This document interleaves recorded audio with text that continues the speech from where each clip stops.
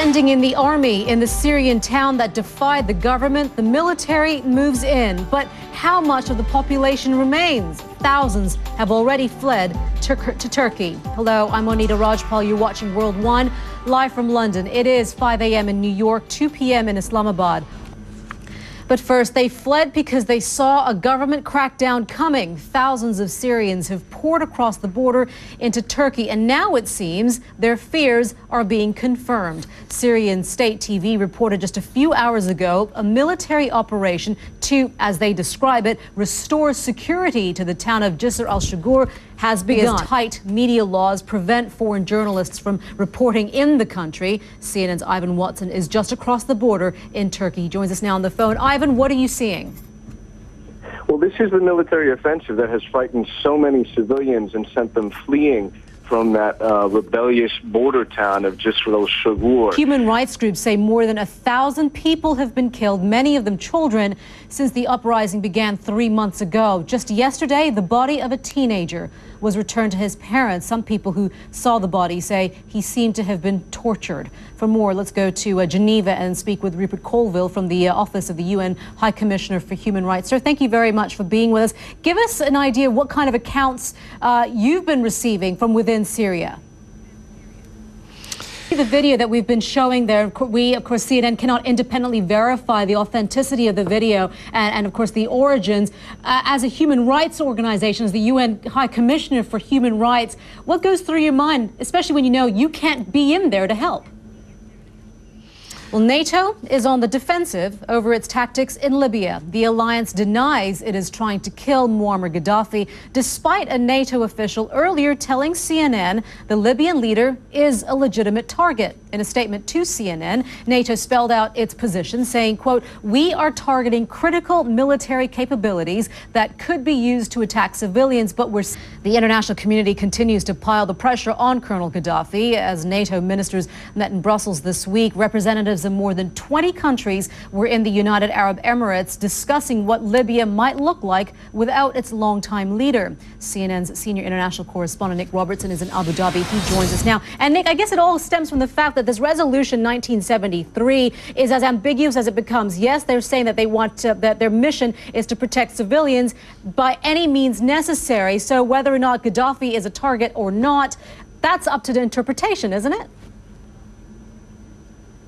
Well, the interpretation that the senior NATO military official that Fran Townsend talked to, his interpretation was that Gaddafi is the head of the military, therefore he is in command and control of the military. Shocking video of Pakistani troops killing a young unarmed man has outraged people in Karachi after it was aired repeatedly on television. 5 paramilitary troopers have been arrested. The president has ordered a probe into the incident, and human rights activists have condemned the killing. Phil Black joins us now from Islamabad with more details on this case. Phil. Back, you are watching World 1. Here are some of the stories we're talking about.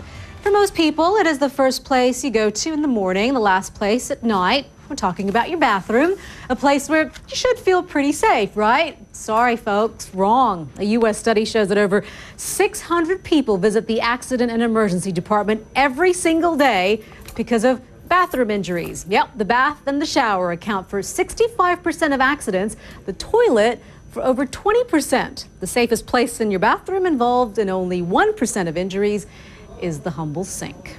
If you're a new mom or dad, congratulations. We're sure you have wonderful hopes and dreams for your little girl or boy. But have you thought how much it's going to cost you? Well, according to the U.S. Department of Agriculture, a middle-income family with a child born in 2010 can expect to spend over $220,000 on bringing them up over the next 17 years.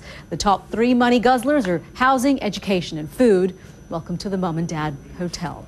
You can be grateful for your parents now. And she lives half of her life. Let's go here this way, shall we? Come with me. As she lives half her life in front of the cameras, surrounded by a cast of thousands. Now Sarah Palin's about to get even more exposure. A movie based on her life is about to hit cinemas. It's called The Undefeated, and it's a rather flattering portrait of the woman who polarizes U.S. voters, but it still doesn't answer the question of whether she'll run for president. And speaking of Sarah Palin, the state of Alaska is today releasing over 24,000 pages of emails relating to her term as a governor. They were requested by CNN and other news agencies under Freedom of Information laws.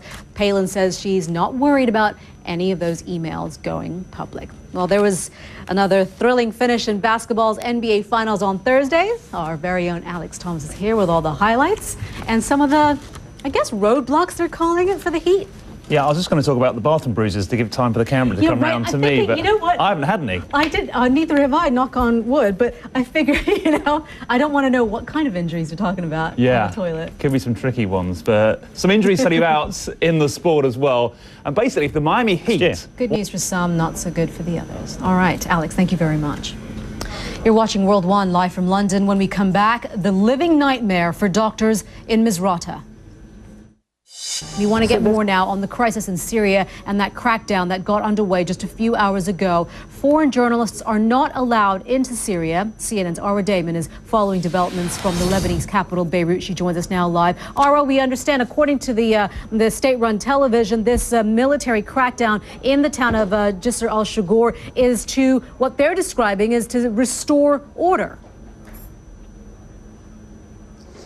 That's right, Monita. At least that is the line that the government seems to be putting forward through the state-run Syrian television channel, saying that they entered Jisr al-Shughur at the request of residents, that residents were the ones saying that they were being held hostage. In Libya, their city is a key battleground, the scene of intense fighting between rebels and government forces. But behind Misrata's front lines, they have become the smallest victims of Libya's civil war. Children caught in the crossfire. CNN's Sarah Seidner has this report. 5-year-old Malek is cranky. She just woke up from an afternoon nap. Brave little girl. We want to get more now from CNN's Sarah Seidner joining us from Sarah. Great story, an amazing story. Where are you right now? We wanted to give you an idea about how bad the shelling was here in Misrata just a few weeks ago. Amidst all the rubble, amidst all the damage, and amidst all the bombing campaign that still continues, the rebels, the opposition, I should say, have had a victory of sorts as the contact group met in Abu Dhabi. More and more countries now are recognizing the NTC as Libya's representative of its people. There in Misrata, thank you so much.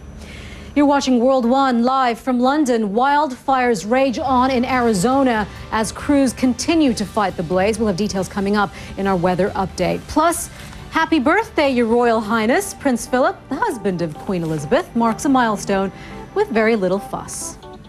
Let's take a look at what's trending on social media right now. At number 3, Christine Lagarde, the French finance minister. She's campaigning for the top job at the International Monetary Fund. And as nominations close today, her campaign is one of the most popular talking points online right now.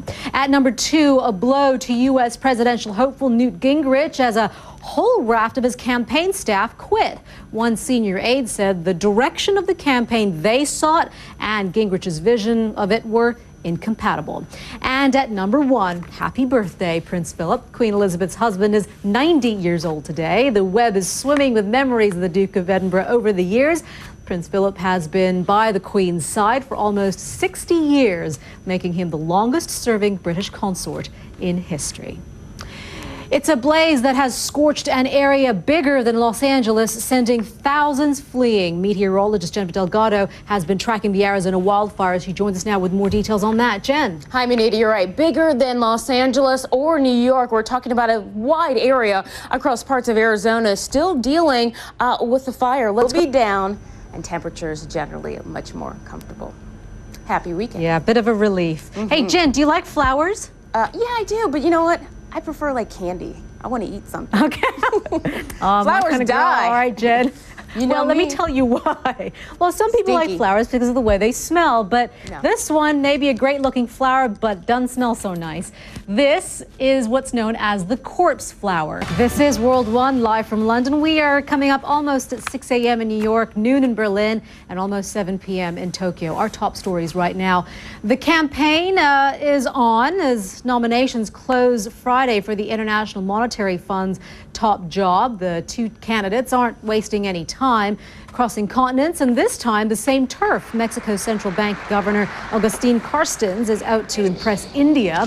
French finance minister Christine Lagarde has already been there this week. From there, she moved on to try and drum up support in China. So to give you an idea of who we're talking about, IMF members have a couple of contrasting resumes to weigh up. So let's begin right over here with Christine Lagarde. She's the French finance minister, and she made her name as a top international lawyer. She's less well known than she was also once less well known that she was once a synchronized swimmer. She is the first woman to serve as finance minister in a G8 country and is widely regarded as the front runner for the IMF job. Her competitor is Agustín Carstens. Not much is known about him. He is credited with implementing reform of the Mexican economy. He was previously deputy managing director of the IMF, but he says he'll bring a fresh pair of eyes to the job, something members outside Europe have been calling for years.